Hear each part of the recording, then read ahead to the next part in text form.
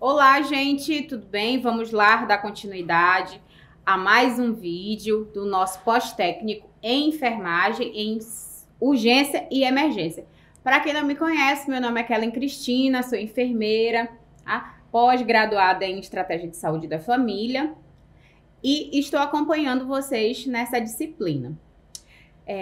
Lembrando, né, que nas outras aulas anteriores nós falamos de diversos passos, deveres, obrigações, processos que envolvem urgência e emergência. E hoje nós vamos dar continuidade. E hoje, no nosso tópico, nós vamos falar sobre cuidado do técnico em enfermagem, em patologias, agravos recorrentes em emergências nos serviços de RAIS e com alterações cutâneas. No tópico 8.1, nós vamos falar sobre hepatites. Vamos lá entender primeiro o conceito, né? A hepatite A são, virais, são um grave problema de saúde pública no Brasil e no mundo. Trata-se de uma infecção que atinge o fígado, causando alterações leves, moderadas ou graves, né? A hepatite A é uma infecção que atinge o fígado do paciente. Então, logo, ele vai ficar com alguns processos comprometidos. Vamos entender aqui mais um pouquinho. É excretado, né, na bile e eliminado nas fezes. Então, por isso que ali a forma de contágio é bem diferente dos outros tipos de hepatite, tá? O resultado na transmissão, ela pode ser por via oral, via fecal oral, ou, interfere ali na função hepática, a hepatite A, desencadeando uma resposta imune que leva à inflamação do fígado. Então, o fígado, ele fica inflamado, logo ele vai ficar edemasiado, né? O paciente vai sentir muita dor abdominal, vai ficar com mal-estar constantemente, não vai poder comer qualquer tipo de comida, vai ter que ter ali os objetos separados, tem que ter um cuidado ali bem diferenciado, tá? A hepatite A, as outras formas de transmissão, são contatos pessoais, né? Próximos ali, intradomiciliares, pessoas em situações de rua ou entre crianças em creches. E os contatos sexuais, especialmente em homens que fazem sexo com homens, tá? Isso aí ele também tem uma, falando de outros tipos de hepatite também, que também são transmitidos pela forma sexual. A hepatite também, são os sintomas que são específicos, podendo se manifestar ali inicialmente com uma fadiga, um mal-estar, febre, dores musculares, são bem comuns e características, são dessa patologia. Esses sintomas iniciais podem ser seguidos de sintomas gastrointestinais, como enjoo, vômitos, dor abdominal, constipação ou diarreia. Ou o paciente ele fica com uma diarreia constante ou ele não consegue evacuar. Lembrando que constipação é quando o paciente não consegue evacuar. O tratamento, o mais importante é evitar a automedicação, que infelizmente acontece muito ainda. As pessoas começam a sentir qualquer sintoma, já corre para se automedicar e isso aí até atrapalha o processo de tratamento desse paciente. Então, logo que o paciente sentir alguma coisa, na primeira, o primeiro sinalzinho que o corpo está dando, a gente já tem que saber o que está acontecendo com o nosso corpo. E aí a orientação é que procure uma unidade básica de saúde para verificar o que está acontecendo, tá? Que esse é o atendimento primário, é lá que o paciente tem que se portar primeiro. Esse tratamento, quando se evita a automedicação, é importante para que também não comprometa o fígado, né? Porque o fígado ele já está ali com uma infecção. Então a gente sabe que existem uns medicamentos que são ali processados no fígado, né? A absorção, aí a excreção é pelo rim, mas aí quando você está tomando um medicamento que não tem nada a ver com aquela patologia, isso já compromete, tá? Todo o tratamento. O mais importante é evitar a automedicação para o alívio dos sintomas, uma vez que o uso de medicamento desnecessário ou que são tóxicos ao fígado podem piorar ainda esse quadro, né? Como eu falei anteriormente, se você usa uma medicação que vai comprometer ainda mais o seu fígado, você vai atrapalhar ainda mais o processo e o tratamento, né? A hepatite B. A hepatite B é causada por um vírus que pertence à família da Hepatanavirinae, é um nome bem complicado de falar, tá, gente? O vírus da hepatite B é um DNA vírus, tá? Envelopado em uma fita de DNA dupla, incompleta e replicada do genoma viral por enzimas striptase reversa. Então, a hepatite B já tem uns sintomas diferentes da hepatite A. E nós vamos ver agora. Vamos lá, tá? A hepatite B está presente no sangue e secreções. A hepatite B é classificada como uma infecção sexual transmissível, tá? Então, a hepatite A é o quê? Fecal oral. A hepatite B é transmissão sexual. Compreendam as diferenças, tá? De transmissão. Os sintomas, quando presentes, são comuns às demais doenças crônicas do fígado e costumam se manifestar apenas naquelas fases mais avançadas, ok? Como o paciente pode apresentar cansaço, tá? Tontura, enjoo, febre, dor abdominal. Esses sintomas, eles podem ser confundidos com outros tipos de doença. Então, por isso que é importante, né, fazer os exames solicitados pelo médico, que ele que vai ver a necessidade de solicitar os exames para que se tenha um diagnóstico certo. A ocorrência, né, de pele e olhos amarelados é observada em menos de 1/3 dos pacientes com hepatite B, né? Logo quando se fala de hepatite, de qualquer tipo de hepatite, a gente já tem logo, né, aquela imagem daquele paciente bem amarelado, né, com icterícia mesmo, ictérico, com os olhos bem amarelados, que se dá ali, né, que faz a gente juntar ali hepatite com a característica desse paciente. Nós vamos entender o que acontece, né? Os tratamentos disponíveis atualmente não curam a infecção pelo vírus da hepatite B, mas podem retardar, tá, o processo de cirrose e reduzir ali, né, a incidência de câncer de fígado e melhorar a sobrevida ao longo prazo. Então, o tratamento, né, não tem cura, né? Não cura. Entendam, não tem cura. Ele só vai melhorar a sobrevida desse paciente. Quando se fala de doenças virais, né? Como nós estamos passando ali por vários, saindo de uma pandemia, né? Ainda saindo, não significa que acabou, né? Nós já estamos aí, ainda estamos na pandemia, né? Nós temos que lembrar do cuidado, tá, gente?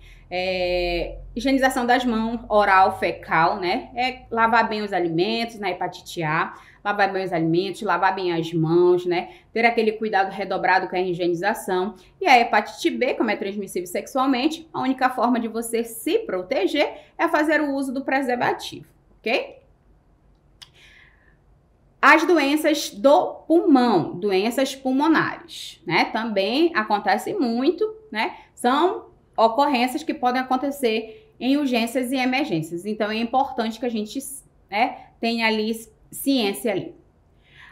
A asma brônquia, tá? A asma é uma doença inflamatória crônica das vias respiratórias que provoca a hiperreatividade e edema da mucosa e produção de muco. Então, ela vai produzir um muco ali, tá? E vai fechar aquele canal, a luz, né? Essa inflamação acaba resultando em episódios, né, recorrentes de sintomas de asma. O paciente fica com dificuldade para respirar. Tosse, sensação de constrição no tórax, sibilos, dispneia. Os clientes com asma podem apresentar períodos assintomáticos, alternados com exacerbação agudas e poucos minutos, tá? E em várias horas ou dias de duração. Tem pacientes que têm episódios ali, né, de crise asmática, mas passa logo, ou às vezes o paciente fica vários dias ali com aquela crise, dependendo muito de como está esse paciente ou se ele está com alguma patologia neste momento, tá bom? Associada também com a asma. Assistência de enfermagem, aí nós vamos fazer o quê? Qual é a nossa qual é a nossa assistência nessa patologia? O cuidado de enfermagem imediato dos clientes com asma depende da intensidade dos sintomas. Então, cada paciente vai apresentar uns sintomas, não é regra, tá, gente? Que todo paciente apresente os mesmos sintomas. Ali numa ordem, né? O paciente vai apresentar esses sintomas. Não é regra, cada corpo é um corpo e reage de forma diferente. Uma abordagem calma, né, constitui um importante aspecto do tratamento bem-sucedido, tanto para o cliente ambulatorial, com sintomas leves, quanto para o cliente hospitalizado, com sintomas agudos e graves, gastroesofático. Em geral, a enfermeira deve realizar o seguinte: quando se fala de enfermeira, nós estamos falando da equipe de enfermagem, tá? Assistência, ela é da equipe de enfermagem que está dentro ali. Enfermeiro, técnico de enfermagem e auxiliares, tá? Avaliar o estado respiratório do cliente por meio de monitoramento da intensidade dos sinais, sintomas, os sons respiratórios, oxiometria, tá? Pulso. Vai verificar tudo. PA, tá? Frequência cardíaca, frequência respiratória, fazer o básico, né? Que é verificar os sinais vitais do paciente. Obter história de reações alérgicas a medicamentos antes da administração de medicamento. Isso aí todo mundo já está careca de saber que nós precisamos ter essa informação, que é de suma importância para que a gente não cometa erros. Se o paciente não souber, nós vamos procurar ali com parentes, pessoas que estão próximas, para que a gente possa ter essa informação. Identificar os medicamentos em que o cliente que faz o uso, né, atualmente, né? Se o paciente puder informar, é ótimo, para a gente saber qual é a medicação que esse paciente está tomando nesse momento. Administrar os medicamentos conforme prescrito, monitorar as respostas do cliente e esses medicamentos, incluindo qualquer antibiótico se o cliente tiver uma infecção respiratória, tá? Administrar líquidos caso o cliente esteja desidratado. O importante, tá, gente, quando se fala ali de administração de medicamento, verificar, tá, sempre se as prescrições estão de acordo, né, com a patologia do paciente, as doses, o horário certo, a medicação certa, o nome do paciente certo, para a gente evitar de cometer erros, tá? Isso aí a gente falou bastante, né, em farmacologia, que é um dos principais, né, é uma das principais atribuições dos técnicos de enfermagem, é a administração de medicamento, né? Doença pulmonar obstrutiva, que é o que? A DPOC. A doença pulmonar obstrutiva crônica é passível de prevenção e tratamento em alguns extrapulmonares significativos. Vamos lá entender ali. A DPOC caracteriza por limitação de fluxo de ar que não é totalmente reversível. Geralmente, ela é progressiva. Então, se inicia de pouquinho e aí ela vai se agravando com o tempo. É associada à resposta inflamatória do pulmão, às partículas ou gases nocivos, tá? Quando nós falamos de progressiva, não é uma doença que ela já começa grave, tá? De pouquinho em pouquinho, o pulmão do paciente ele vai ficando debilitado com o tempo. E aí tem muito a ver com o estilo de vida, se o paciente é fumante, se o paciente não é fumante, né? Se ele já teve infecções, pneumonia, né? Isso tudo também pode né, trazer danos a esse paciente. Assistência de enfermagem tem o quê, né? A obtenção da desobstrução das vias aéreas, monitorar o paciente para identificar ali a presença de sibilos, sons respiratórios, diminuição da dispneia e a hipoxemia. Vamos lá aqui. Confirmar o alívio do broncoespasmo pela medida da melhora nas taxas de fluxo, do fluxo respiratório, a força de aspiração, o tempo, né, levado ali para respirar e a quantidade de ar expirado. Então, nós vamos observar ali, né, a expansibilidade ali desse pulmão, como é que está, tá? Esse tempo, né, nós vamos observar o paciente pouco a pouco, tá bom? Bem como uma avaliação da dispneia e comprovação que ela está diminuindo ali. Então, nós vamos começar a avaliar se o paciente ele está fazendo uso do músculo acessório, né, utilizando a musculatura acessória para respirar, ou se ele já está começando a respirar com mais facilidade, ou se ele ainda se esforça muito para respirar. Então, pouco a pouco, né, a gente vai começar a identificar a diminuição dessa dispneia. E incentivar ainda, né, o paciente a eliminar ou reduzir todos os irritantes pulmonares, né, particularmente o fumo, né? Infelizmente, os pacientes que desenvolvem DPOC são fumantes ou ex-fumantes, né? Porque ficam ali, né, sequelas dessas pessoas que passaram muito tempo fumando e, infelizmente, o pulmão, ele fica ali com essas sequelas, né? Instruir o paciente na tosse dirigida e controlada. Vamos entender aqui. Quando nós falamos de uma qualidade de vida, ou melhora nessa qualidade de vida, ou dar ali uma qualidade, né, para esse paciente que está com esses problemas respiratórios, você trabalhar com a conscientização, né, não quer dizer que o paciente ele tenha obrigação de fazer aquilo que você está pedindo, tá? Até mesmo porque nós trabalhamos com conscientização e não com obrigação. Nós vamos fazer o nosso papel, que é passar as informações, né? Eu vou pedir para o meu paciente parar de fumar, se ele usa, né? Se ele ainda está fazendo uso do cigarro. Lembrando que os pacientes, eles não fumam porque querem, eles têm uma dependência do cigarro e é todo um processo, né? Que envolve ali o tratamento psicológico, envolve ali outros fatores que, na maioria das vezes, não cabem, mas a equipe de enfermagem resolver, tá? Nós só vamos instruir, falar o que é melhor, né? A melhoria para a saúde dele, se ele conseguir parar de fazer o uso da nicotina, né? Os acidentes com animais peçonhentos, né? Aqui em Roraima, isso é bem comum, né? Por quê? Porque nós moramos, né, numa área de lavrado, aparece muita cobra, escorpião, aranha, né? A aranha é bastante comum, tem indígenas, então isso é bastante comum que aconteça, tá? Consiste em transtornos causados por contato com veneno, tá? Peçonhento, de animais conhecidos como animais peçonhentos.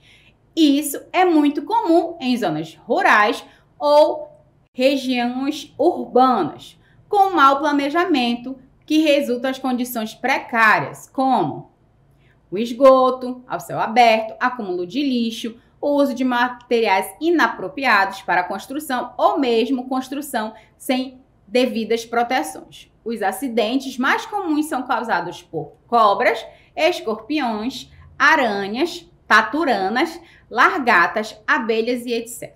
Aqui no nosso caso, tá, Roraima, nós estamos ali numa área, né, indígena, tem muito indígena, tem muita comunidades indígenas, né? Nós temos várias etnias e é bastante comum receber, tá? Essas urgências e emergências, mordida de cobra, aranha, marrom, né? Então, é importante ali que a gente entenda, tá? O nosso papel nessa assistência. Acidente com serpentes. As cobras, como são conhecidas, estão ali distribuídas em torno de entre quase 3.000 espécies ali, tá? Podem ser encontradas em qualquer ambiente do mundo, exceto nas calotas polares. Lá, né, onde está muito frio, não se encontra cobra. São animais carnívoros e vivem em meio terrestre ou aquático. Então, ou dentro da água ou terrestre. Os sinais e sintomas. O que pode, tá? O paciente, depois que ele for mordido, né, pela cobra, picado, de acordo com como queiram falar, ele vai apresentar os seguintes sintomas: dor no local, edema, mancha roxa, bolhas, necrose, infecção cutânea, hemorragia, tá? Vistas turva, a pessoa vai começar, dependendo da cobra, tá? Então, geralmente tem cobras, tá? Que é muito rápido, por isso que a gente pede que não movimente o paciente, que o paciente não faça esforço, que ele fique quietinho, porque quanto mais ele se movimentar, mais o sangue dele vai circular e esse veneno vai correr mais rápido no corpo, né? Então, a gente peça que esse paciente fique calmo, é claro, né? Ah, professora, faça, a pessoa de mordida de cobra vai ficar bem tranquilo. Não, mas nós temos que orientar. Essa orientação para que o sangue não se espalhe muito rápido, né? Exceto, claro, que em áreas indígenas a gente não tem como controlar isso. Quando o paciente já chega, né, na unidade hospitalar, nós não temos mais o controle se foi feito esse tipo de cuidado, tá? Então, o paciente pode apresentar a vista turva, paralisia facial e a urina escura. Existem muitas coisas que as pessoas fazem quando tem, né, esses incidentes ali com animais peçonhentos, né? Dentro das áreas indígenas, geralmente esses indígenas, crianças, idosos, eles chegam com um monte de coisa em cima, porque o pajé pediu para passar, é a cultura deles, né? E nós vamos ter que fazer toda aquela limpeza para não infeccionar, né? Mas lembrando que nós temos que respeitar, tá? Cada cultura tem as suas técnicas aí de cuidado e nós temos que entender, ok? Acidentes com aranha, tá? Muito comum, né? Principalmente aquela aranha marrom, que ela deixa uma lesão horrível, tá? E muito dolorosa. As aranhas são animais sem esqueletos. O Brasil registrou ali mais de 4.000 tipos de aranha. Apesar de perigosa, elas são responsáveis ali, né, pelo controle de diversas pragas, né? Tudo que tem um bem e tem um mal, né? Nem tudo é tão ruim. Elas também têm a parte boa, que elas estão controlando ali outros tipos de pragas, né? As aranhas ali costumam se alojar em jardins, residências, bananeiras, buracos, né? Frestas no solo, copa de árvores, em florestas e grandes centros urbanos. Então, quando se está ali, né, mexendo em alguma coisa, você tem que ter cuidado. Tem que estar ali preparado para mexer, mas nem sempre a pessoa está, né? Ou até mesmo os indígenas, eles também não estão. Sempre eles estão bem despreparados, não estão vestidos, não estão com blusa, cobrindo os braços. Então, eles dormem em lugares inapropriados, né? Então, não tem uma higiene também, isso também compromete, né? Porque o que é onde está sujo, escuro, é um lugar bom para que eles fiquem. Os sintomas são dor, vermelhidão, sudorese, vômitos, alteração na pressão arterial, alteração na frequência cardíaca também, necrose, náuseas e vômito, tá? Náuseas é uma coisa, vômito é outra. Então, o paciente, ele pode só falar, você vomitou? Ele vai dizer, não, eu só fiquei com a vontade de vomitar. Então, é náuseas. Né? Quando o paciente fala, você vomitou mesmo? Aí o paciente vai dizer, não, eu botei tudo pra fora. Porque eles não vão falar, eu tive um vômito. Ou, eu tava com náuseas. Não, eu só tava com vontade de vomitar. Né? Lembrando que nós temos que nos fazer entender. Tá? Acidente com escorpião acontece, tá? Nesses lavrados, Normandia, Alto Alegre, tem bastante acidente, né? Com escorpião. Segundo o Corpo de Bombeiro de São Paulo, 2014, das 1.600 espécies de escorpião que estão catalogadas no mundo, apenas 25 causam acidentes graves. No Brasil, é mais comum o escorpião da cor marrom e o escorpião amarelo, preto e bicolor. que é o que nós temos aqui na nossa região, tá, gente? Os sintomas são leves, né? Que são esses sintomas leves, eles podem causar o quê? Dor, taquicardia, agitação. Ali, os moderados podem causar náuseas, dor, vômito, sudorese, taquicardia, taquipneia e hipertensão leve. Os acidentes que são leves, eles equivalem ali só a 95%, tá? Os graves, os sintomas são dor, náuseas e vômitos, frequente salivação excessiva, sudorese, hipotermia, tremores, agitação, sonolência, hipertensão arterial, taque ou bradicárdia, ou a pessoa fica taquicárdia, ó, vai lá para cima, ou bradicárdia, tá? Para baixo. Taquipneia, ou fica ali sem respirar. Tremores, hipotermia, podendo evoluir para um quadro de choque anafilático e até ir ao óbito. Então, o escorpião, né? Quanto menor o escorpião, maior é o seu veneno, né? Quando esse paciente ele chega, se o paciente, tá, puder identificar esse animal, tudo bem. Mas a gente sempre pergunta se alguém, né, capturou esse animal, quando é cobra também. Ou a gente pergunta que cor era a cobra, se você conseguiu identificar, quando você conseguiu ainda ver que cor era a cobra, porque através disso a gente consegue ter a noção do tipo, né, de soro que nós vamos usar para poder ajudar esse paciente, né? Os acidentes ali com taturanas ou largatas, né? Esses acidentes é muito comum ter em árvores, né? Quando você pega, você vai colher alguma coisa, você mete a mão e dói muito, é uma dor insuportável. O paciente ele chega se queixando muito, a mão fica bem demasiada e essa dor ela demora um tempo, tá? Para passar. As largatas e taturanas são conhecidas também como largata de fogo, são larvas, né, que costumam viver agrupadas em árvores durante o dia, fator que contribui para causar acidentes em contato com os seus espinhos. Então, elas estão lá no lugarzinho delas e aí, né, o ser humano vai lá mexer e aí, como geralmente elas ficam, né, sempre bem camufladas, a gente não enxerga e a gente vai lá e mete a mão e aí os espinhos dela é que tem um veneno, tá? Esses sinais e sintomas, eles podem durar de 1 até 72 horas, dependendo da gravidade e da quantidade do veneno e do metabolismo da vítima, tá? Com isso, as reações podem variar conforme. Vamos lá. Leve, dor, edema, vermelhidão, irritação na pele e sensação de queimação. A moderada, o paciente pode apresentar dor, febre, mal-estar, vômitos, sangramentos locais e alteração na coagulação. Quando, tá?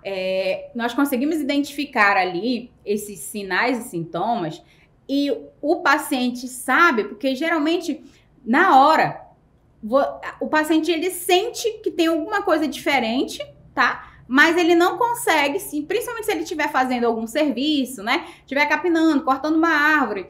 Aí depois que vai começar a intensificar, tá? Esses sintomas. Então, como nós vimos, né? De 1 até 72 horas, esse paciente, ele precisa procurar o atendimento para que a gente possa ali diminuir esse tempo de sofrimento, né? Para esse paciente. As abelhas são insetos caracterizados sociáveis, né, voadores, que por meio do néctar e do pólen coletados nas árvores produzem mel, própolis, cera, que é a geleia real. Elas podem ter ferrão ou não. Já existem abelhas que são para criadores que não se tem ferrão, né, justamente para que evitem esse tipo de acidentes. As abelhas povoam ali diversos territórios, né? E ali nós temos ali catalogadas ali umas 3.000 espécies de abelhas. Esses acidentes com abelhas, eles são bem comuns também, tá? E se o paciente ele tiver, né, alergia a essa picada, ele tem um edema de glote muito rápido e tem um choque anafilático. É bem rapidinho, tá? Esses sintomas, eles podem ser leve, que vai apresentar o quê? A dor, o edema, a vermelhidão. A moderada, calor generalizado no local, tá? Hipotensão, taquicardia, náuseas e cefaleia.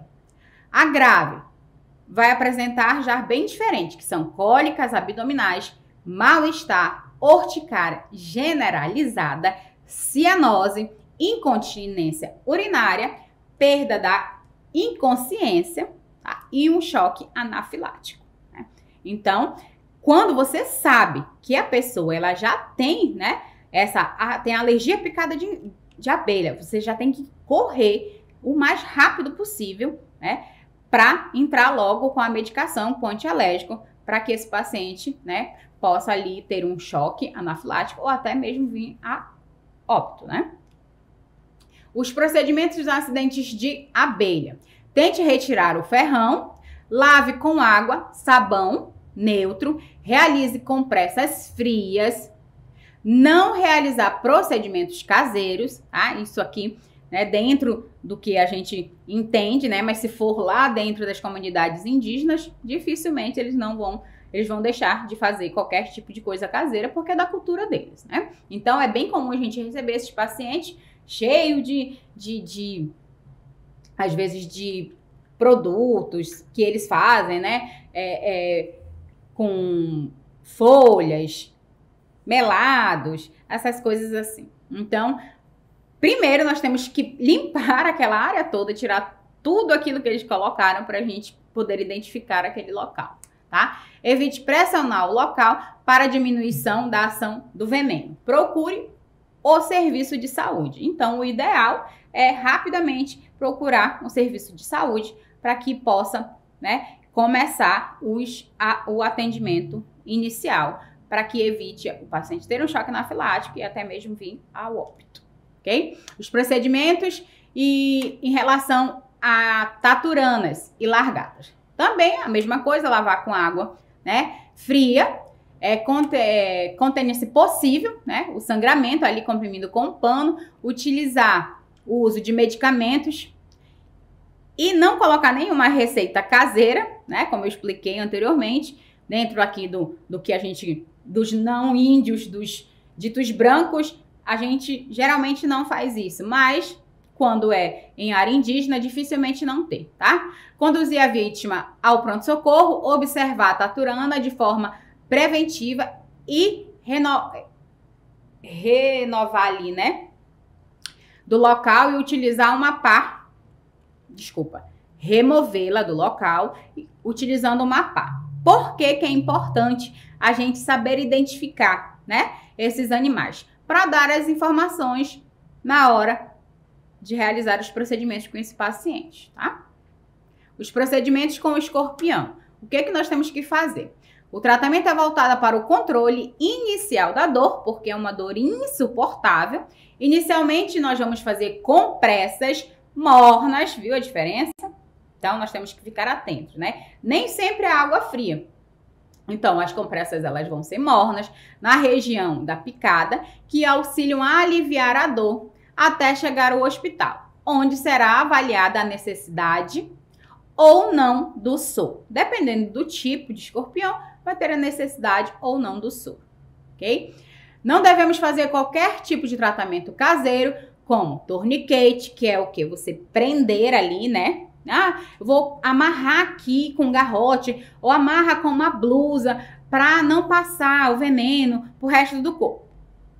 Não vai adiantar nada, né? Você só vai comprometer ali a circulação sanguínea do paciente. Não fazer sucção, perfuração, colocar pó de café, fumo, pois somente o soro vai ser específico, né, para curar o envenenamento provocado pelas picadas. Então, né, isso dentro da nossa cultura, tá, gente? Nós vamos sempre, infelizmente, né? Ou felizmente, porque é uma cultura, a gente não tem como mudar isso, né? A única coisa que nós temos que fazer é respeitar. Os indígenas, eles sempre vão chegar com com a medicina deles, né? Com o que eles acham que é o certo. Então, nós temos que só fazer mesmo a limpeza, né? Orientar o que tem que ser feito naquele momento.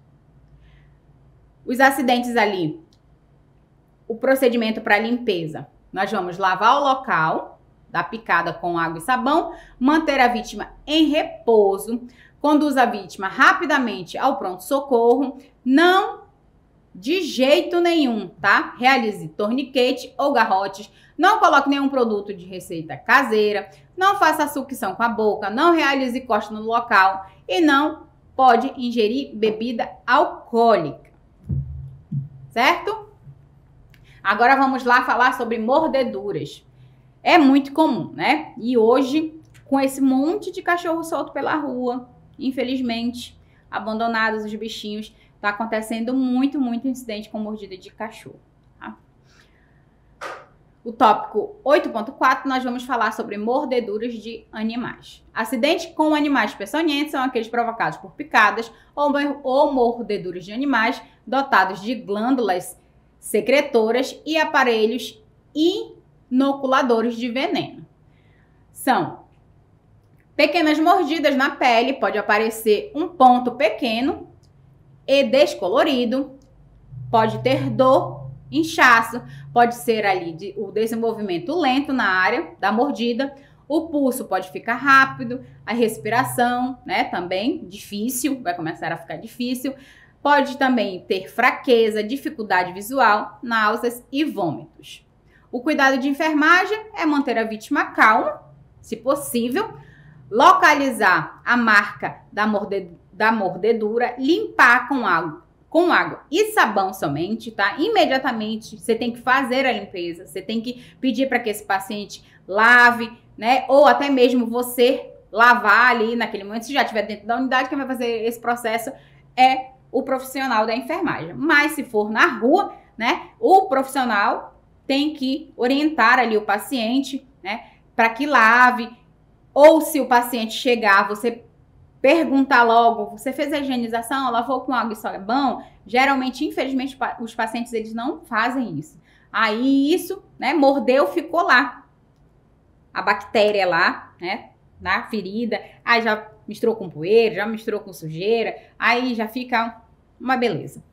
Cobrir com um pano limpo, remover anéis, pulseiras e outros objetos que possam, né, garrotear e causar ali um inchaço, né, do membro afetado. Então, se for na mão, se morder, já vai edemasiar, né? Então, se tiver com aliança, com anel, você retira justamente para não causar dano, né, para esse paciente.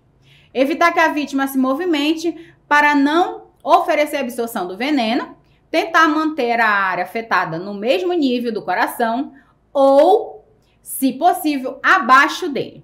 Levar a vítima imediatamente, ao serviço de saúde mais próximo para receber o soro antiofídico. Se possível, levar o animal para que seja identificado e para que a vítima receba o soro específico, tá? Dentro de todas essas mordeduras de animais, tá? Existem esses que são peçonhentos e gato, cachorro também, tá? Que é muito comum a gente receber dentro da unidade básica de saúde e nas urgências e emergências também. A prevenção de acidentes do trabalho com manuseio do pérfuro cortante. Eu tenho certeza que vocês receberam uma ótima aula de biossegurança, né?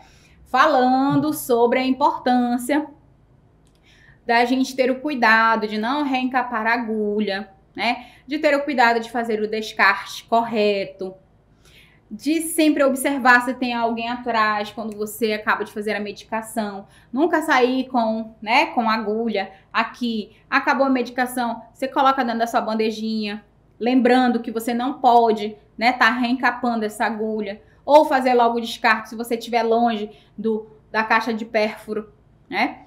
Se tiver perto, você acabou de fazer a medicação, você já faz o descarte ali dentro para evitar, tá? Qualquer tipo de acidente. O trabalho de enfermagem do cuidado e assistência ao paciente requer um manuseio e o descarte de material de pérfuro cortante diariamente, né? Porque uma das principais atribuições dos técnicos de enfermagem é o quê? Fazer a medicação. E se o paciente está internado, dificilmente ele vai estar recebendo medicamento oral. É comum? É, mas a via mais rápida é a via, né, endovenosa, que é para ter uma resposta mais rápida para o tratamento desse paciente. O descartex de material do pérfuro cortante diariamente, né? Esses são os objetos. Esses objetos são capazes de provocar cortes ou perfurações, assim exigindo medidas cuidadosas para o seu descarte e manuseio. Então, lembrando, todo mundo passou pela aula de biossegurança, né?